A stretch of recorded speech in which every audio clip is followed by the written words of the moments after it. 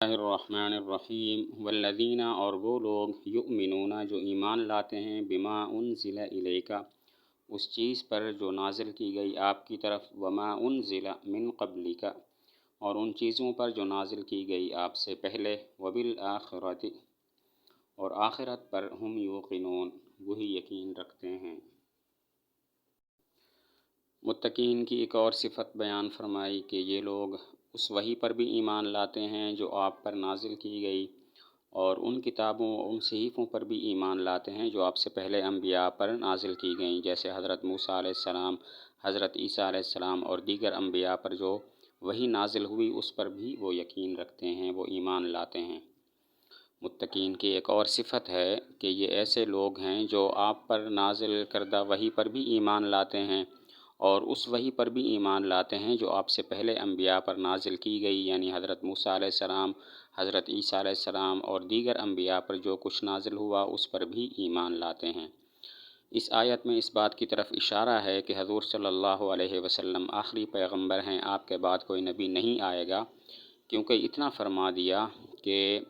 جو آپ پر نازل کردہ وحی پر ایمان لاتے ہیں اور آپ سے پہلے انبیاء پر نازل کردہ وحی پر بھی ایمان لاتے ہیں۔ یہ نہیں فرمایا کہ آپ کے بعد جو انبیاء ہوں گے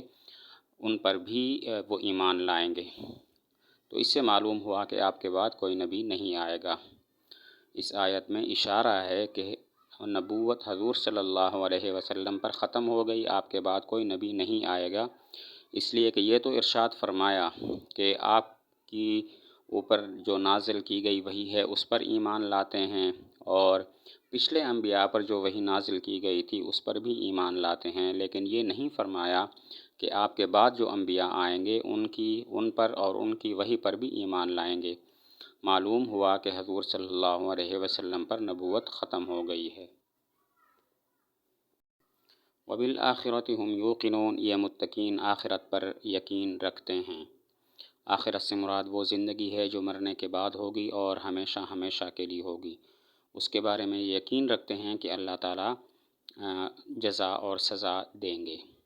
آخرت پر وہ یقین رکھتے ہیں، آخرت سے مراد وہ زندگی ہے جو مرنے کے بعد ہوگی اور ہمیشہ ہمیشہ کے لیے ہوگی۔ آخرت پر وہ یقین رکھتے ہیں کہ اللہ تعالیٰ جزا اور سزا دیں گے۔ سوال ہوتا ہے آخرت بھی غیب ہے، تو غیب کا تذکرہ تو پیچھے ہو چکا، تو یہاں پر اس کو دوبارہ کیوں ذکر فرمایا؟ سوال ہوتا ہے آخرت بھی غیب ہے اور غیب پر ایمان لانے کا تذکرہ پہلے ہو چکا ہے، تو یہاں پر اس کو دوبارہ کیوں ذکر فرمایا؟ جواب یہ ہے کہ آخرت کا خصوصی طور پر ذکر اہمیت بتانے کے لیے ہے کہ آخرت کا عقیدہ بڑا اہم عقیدہ ہے اور سب سے اہم عقیدہ ہے، کیونکہ جو آدمی جانتا ہو کہ آخرت ہونی ہے، قیامت ہونی ہے اور جزا اور سزا ملنی ہے، وہ کسی بھی گناہ کو ڈھٹائی کے ساتھ نہیں کرے گا، دلیری کے ساتھ نہیں کرتا۔ جواب یہ ہے کہ آخرت کا خاص طور پر ذکر اہمیت بتانے کے لیے ہے کہ آخرت کا عقیدہ بہت اہم ہے۔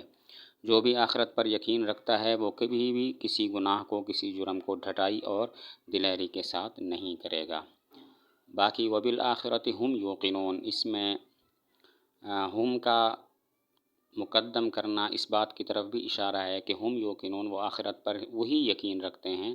اب وہی جو ترجمہ ہے ہم یوقنون کا، اس سے بھی اشارہ ہے کہ آخرت کے بارے میں اگرچہ یقین باقی لوگوں کا بھی ہے، یہود اور نصارہ کا، لیکن ان کا آخرت کے بارے میں عقیدہ درست نہیں ہے، وہ اسلام کی منشا کے مطابق عقیدہ نہیں رکھتے۔ مثلاً وہ یہ کہتے ہیں کہ جنت میں صرف ہم لوگ داخل ہوں گے، یا کہتے ہیں اگر ہم جہنم میں گئے بھی تو صرف چند دنوں کے لیے ہوں گے، پھر اس کے بعد جنت میں جائیں گے۔ یہ عقیدہ ان کا ٹھیک نہیں ہے، تو چونکہ آخرت کے بارے میں ان کا عقیدہ صحیح نہیں تھا، اسی وجہ سے مسلمانوں کو خاص طور پر ذکر فرمایا کہ آخرت کے بارے میں یہی مسلمان ہی صحیح عقیدہ رکھتے ہیں۔ ہم یوقنون کا ترجمہ آخرت پر وہی یقین رکھتے ہیں۔ اب وہی ترجمہ، وہی مطلب اس کا اس لیے بیان کیا جاتا ہے کہ آخرت کے بارے میں دیگر لوگوں کا بھی عقیدہ ہے، یہود اور نصارہ بھی آخرت کو مانتے ہیں لیکن صحیح طریقے سے نہیں مانتے۔ مثلاً وہ کہتے ہیں جنت میں صرف ہم داخل ہوں گے، اور وہ کہتے ہیں اگر ہم جہنم میں گئے تو چند دنوں کے لیے جائیں گے، تو آخرت کے بارے میں ان کا یہ عقیدہ صحیح نہیں ہے، واقع نفس الامر کے مطابق نہیں ہے، اسی وجہ سے ان کی تردید ہو گئی کہ ان کا آخرت کے بارے میں عقیدہ ٹھیک نہیں ہے، آخرت کے بارے میں صحیح عقیدہ متقین اور اہل اسلام کا ہی ہے۔